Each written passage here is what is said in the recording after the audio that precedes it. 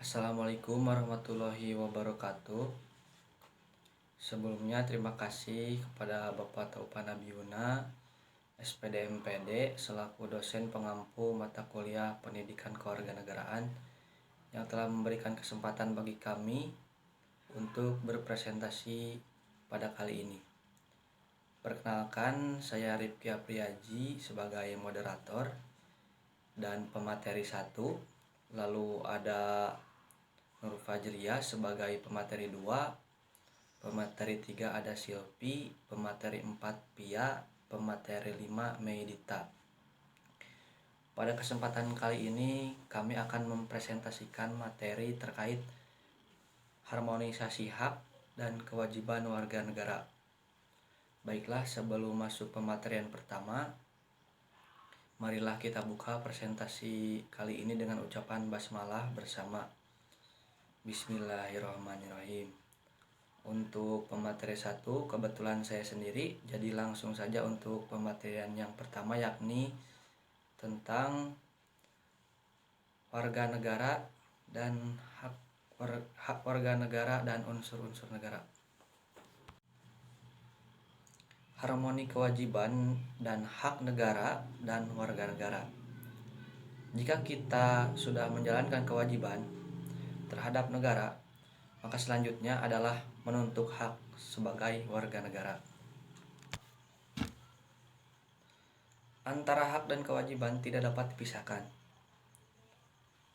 sebab hak dan kewajiban merupakan sesuatu yang berkesinambungan, yang merujuk pada sebab akibat. Kita dapat menuntut hak jika kita sudah memenuhi kewajiban. Sebelum lebih dalam membahas hak dan kewajiban seorang warga negara, kita harus mengetahui dulu apa itu negara dan apa itu warga negara. Nah, di sini saya akan membahas tentang negara dan warga negara.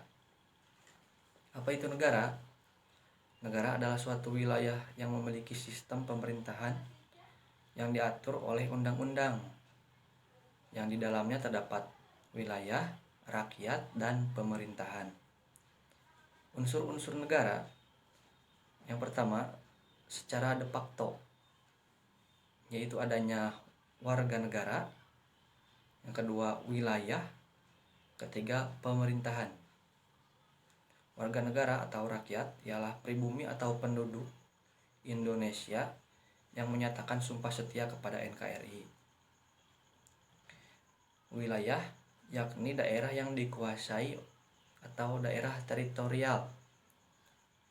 Pemerintah yakni pemegang kekuasaan untuk menjalankan roda pemerintahan. Nah, jadi dalam suatu negara terdapat 3 unsur de facto, yakni warga negara yang mendiami negara itu sendiri, wilayah yakni teritorial, dan pemerintahan orang yang berkuasa di wilayah negara tersebut. Untuk yang kedua, unsur negara yakni secara de facto, de jure. De jure yakni pengakuan dari negara lain. Seperti halnya Indonesia. Dulu Indonesia menyatakan merdeka dan berdaulat.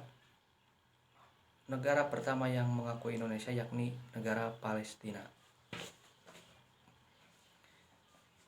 Selanjutnya, pengertian warga negara. Warga negara adalah sekelompok orang yang menghuni wilayah suatu negara atau orang yang menghuni sebuah negara, kota, atau tempat lain. Kita ini di Indonesia banyak sekali perbedaan, diantaranya 300 etnik, 1340 suku, 6 agama yang diakui, 7.742 bahasa, 17.504 pulau, dan 3.000 tarian tradisional. Namun semua perbedaan ini kita ikat dan kita satukan dalam ikatan warga negara Indonesia yang berlandaskan Pancasila yang memiliki semboyan Bhinneka Tunggal Ika. Nah, kita di sini sebagai warga Indonesia tentunya berbeda-beda, tidak mungkin sama ya. Maka dari itu kita diikat dengan ideologi yang sangat luar biasa, yakni Pancasila sebagai pemersatu bangsa yang semboyannya yakni Bhinneka Tunggal Ika. Untuk pematerian yang kedua dilanjutkan oleh pemateri selanjutnya. Baik, rekan-rekan, di sini saya akan menjelaskan mengenai hak dan kewajiban warga negara. Di mana hak warga negara itu sendiri ialah hak yang melekat pada diri manusia dalam kedudukannya sebagai warga negara. Misalnya ada beberapa hak yang dimiliki oleh warga negara, yaitu hak beragama sesuai dengan pasal 29 ayat 2, di mana negara menjamin kemerdekaan tiap-tiap warga negara Indonesia untuk memeluk agama masing-masing dan beribadat sesuai dengan kepercayaannya. Selain itu juga ada hak untuk mendapatkan pekerjaan dan penghidupan yang layak sesuai dengan pasal 27 ayat 2, di mana tiap-tiap warga negara berhak mendapatkan pekerjaan penghidupan yang layak bagi kemanusiaan. Selain itu juga ada hak untuk mendapatkan perlindungan. Di sini juga saya akan menjelaskan sedikit mengenai perbedaan hak asasi manusia dan hak warga negara. Di mana hak warga negara itu sesuai dengan yang sudah saya jelaskan tadi, bahwa sesuatu yang melekat pada diri manusia namun dibatasi oleh kewarganegaraan. Sedangkan hak asasi manusia itu hak yang melekat pada diri manusia sejak lahir ke dunia ini. Jadi hak asasi manusia itu bersifat universal, sedangkan hak warga negara itu dibatasi oleh kewarganegaraannya sendiri. Adapun contoh hak asasi manusia, di mana hak untuk hidup. Jadi kita semua mempunyai hak untuk hidup, seperti itu. Ada juga kewajiban warga negara, di mana kewajiban itu sendiri sesuatu yang memang harus dipatuhi atau bersifat memaksa sesuai dengan peraturan perundang-undangan yang sudah ditetapkan atau peraturan pemerintah yang sudah ditetapkan. Misalnya contohnya itu warga negara berhak ikut serta dalam keamanan negara sesuai dengan pasal 30 ayat 1, di mana tiap-tiap warga negara Indonesia berhak dan wajib ikut serta dalam usaha pertahanan dan keamanan negara. Selain itu juga ada pula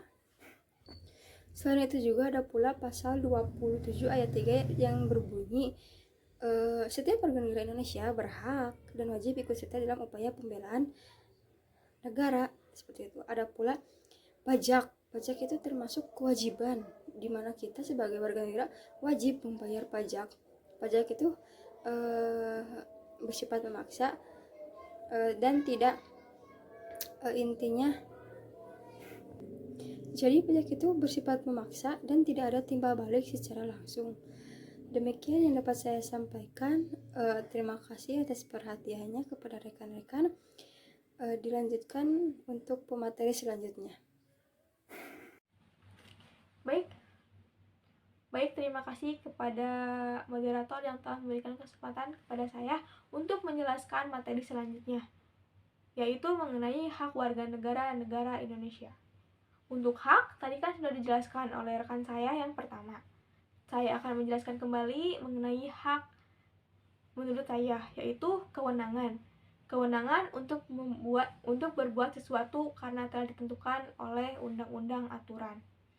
Baik, di sini saya akan menjelaskan mengenai hak warga negara Indonesia. Pasal 27 ayat 2 yang berbunyi, setiap warga negara berhak atas pekerjaan dan penghidupan yang layak bagi kemanusiaan. Terdapat pekerjaan dan penghidupan yang layak bagi kemanusiaan. Pekerjaan mempunyai makna sangat penting dalam kehidupan manusia, baik itu dalam umur yang sudah matang, yang sudah berkewajiban untuk bekerja, bahkan anak kecil pun di bawah umur sudah ada yang sudah bekerja. Maka dari itu, pekerjaan sangat penting bagi sumber kehidupan bagi dirinya dan keluarga. Oleh karena itu, hak atas pekerjaan merupakan hak asasi yang melekat pada diri seseorang yang dapat dijunjung tinggi dan dihormati.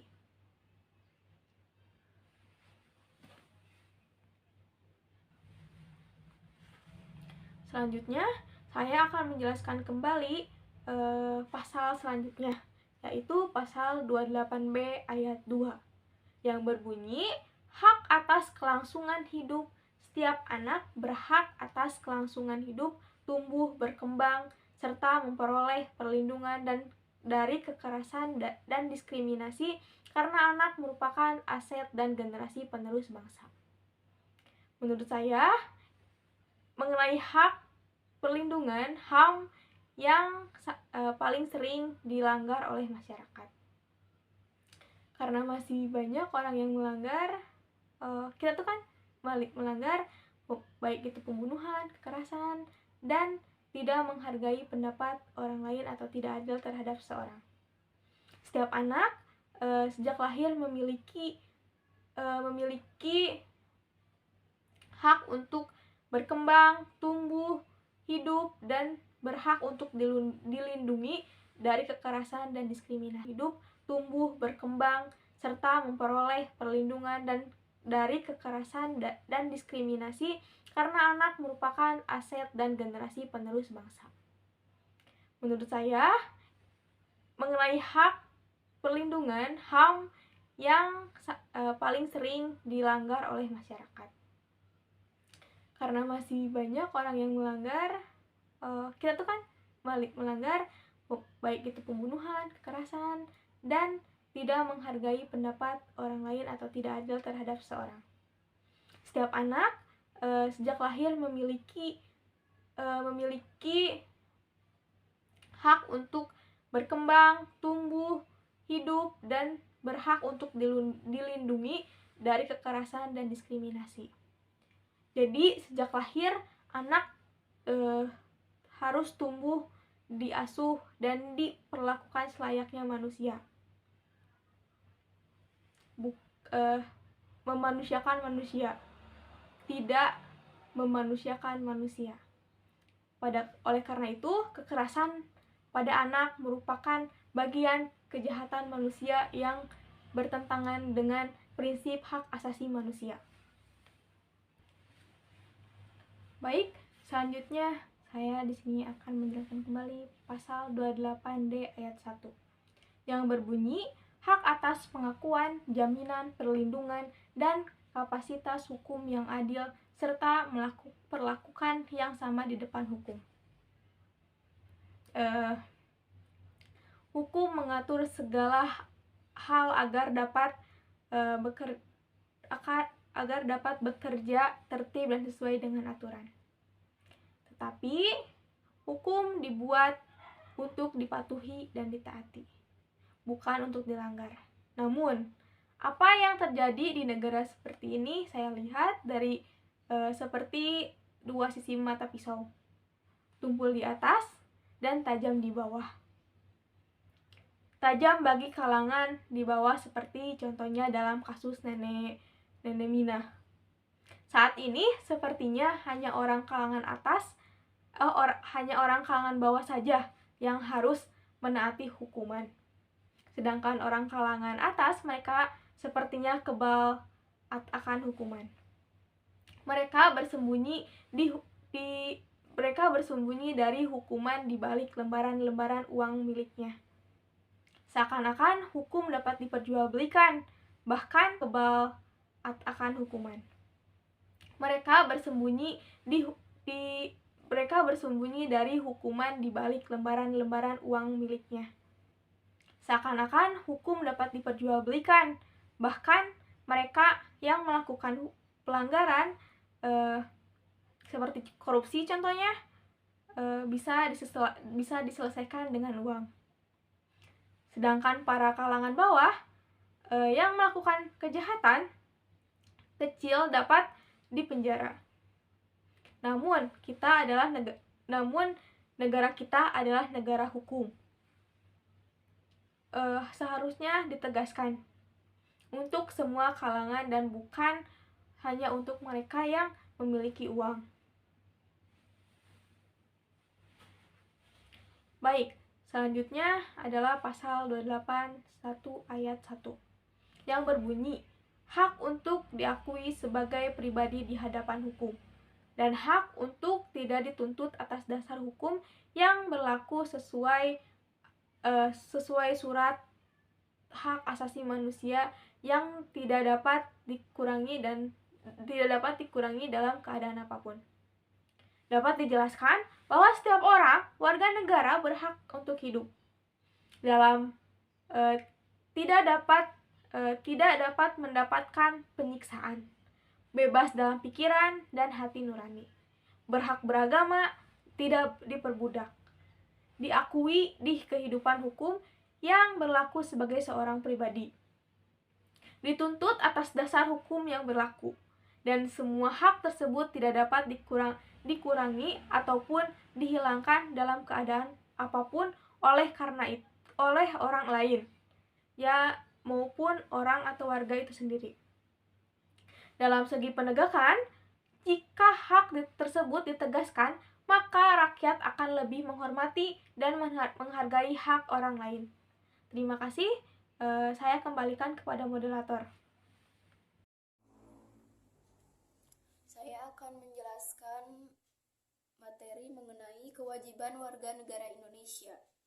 Yang pertama, warga negara Indonesia wajib menaati hukum dan pemerintah terdapat pada pasal 27 ayat 1. Yang kedua, warga negara Indonesia wajib menghormati hak asasi manusia orang lain terdapat pada pasal 28J ayat 1. Yang ketiga, warga negara Indonesia wajib ikut serta dalam usaha pertahanan dan keamanan negara terdapat pada pasal 30 ayat 1.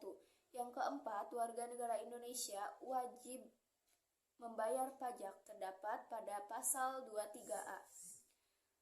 Terdapat gambar contoh ini hal yang tidak memenuhi pasal 27 ayat 1, yaitu orang yang di bawah umur atau orang yang tidak membawa STNK lalu ditilang oleh polisi.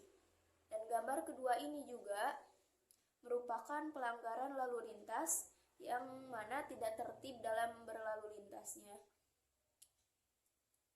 Gambar ketiga ini merupakan hal yang memenuhi pasal 28J ayat 1, yaitu anak yang di bawahnya mematuhi atau menghormati bapak tersebut, orang yang lebih tua dari orang tersebut.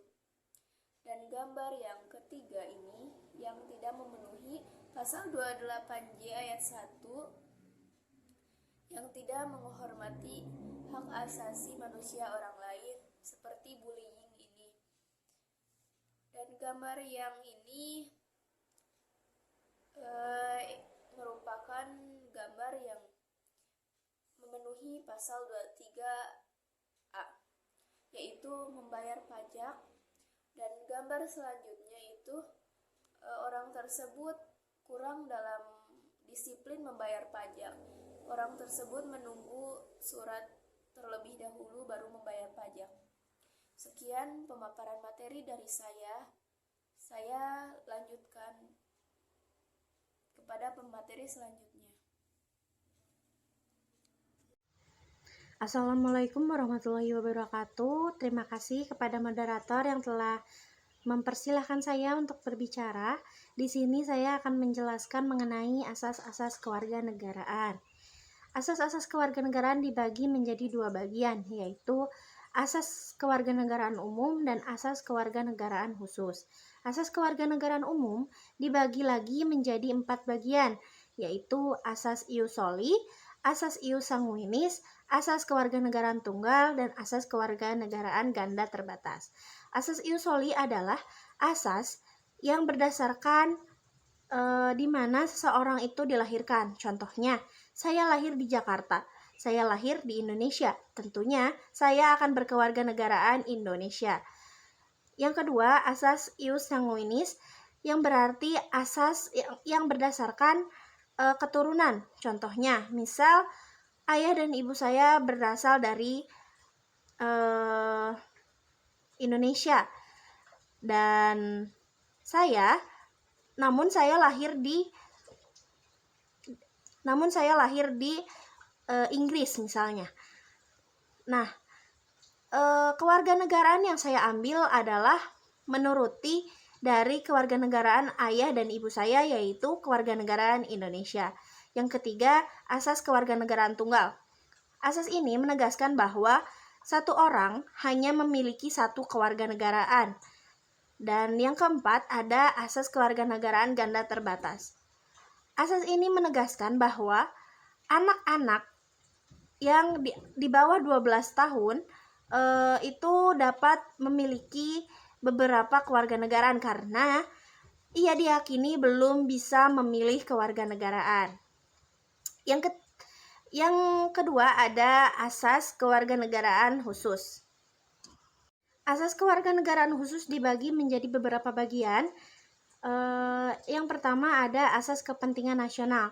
Asas di sini menegaskan bahwa kepentingan nasional itu utama dan harus diutamakan. Yang kedua dari asas kewarganegaraan khusus adalah asas perlindungan maksimum. Asas ini menerangkan bahwa pemerintah wajib untuk melindungi warga-warganya yang ada di luar negeri maupun di dalam negeri. Itu adalah isi dari asas perlindungan maksimum. Sekian pemaparan materi dari saya. Wassalamualaikum warahmatullahi wabarakatuh. Baik, terima kasih kepada teman-teman yang sudah memperhatikan dan berpartisipasi pada presentasi kali ini.